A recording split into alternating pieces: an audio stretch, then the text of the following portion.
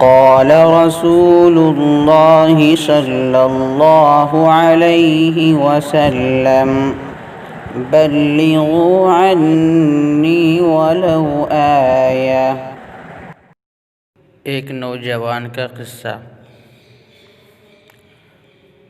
علامہ یافعی رحمۃ اللہ علیہ نے ایک قصہ ذکر کیا ہے کہ ایک نوجوان بڑا مالدار تھا، برائیوں اور بدکاریوں میں پیسہ خرچ کیا کرتا تھا۔ ایک مرتبہ ایک عورت کے بچے فاقے کا شکار ہونے کی وجہ سے پریشان تھے۔ ان کے یہاں 3 دن سے فاقہ تھا۔ بچوں کی یہ تکلیف اور بھوک جب اس عورت سے دیکھی نہ گئی تو اس نے اپنی پڑوسن سے اچھا لباس لے کر پہنا اور گھر سے باہر نکلی۔ اس کو اس حالت میں دیکھ کر اس نوجوان نے اس کو اپنے پاس بلایا اور بدکاری کی خواہش کا اظہار کیا۔ اس عورت نے رونا شروع کیا اور کہا، جب تو نے بلایا تو میں سمجھی کہ میرے ساتھ کوئی بھلائی کا سلوک کرے گا، لیکن تو میرے ساتھ بدکاری کرنے کی بات کرتا ہے۔ میں ایسی عورت نہیں ہوں، میرے بچے 3 دن سے بھوکے ہیں، ان کی بھوک مجھ سے دیکھی نہ گئی، اس لیے مجبور ہو کر میں گھر سے باہر نکلی ہوں۔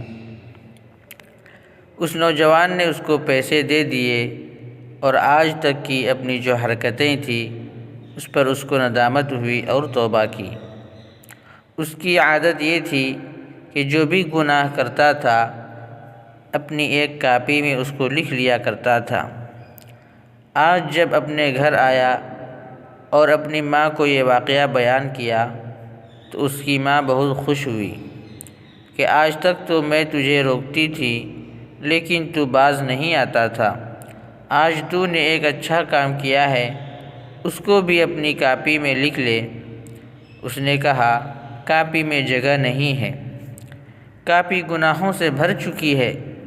اس کی ماں نے کہا، حاشیے میں لکھ لے۔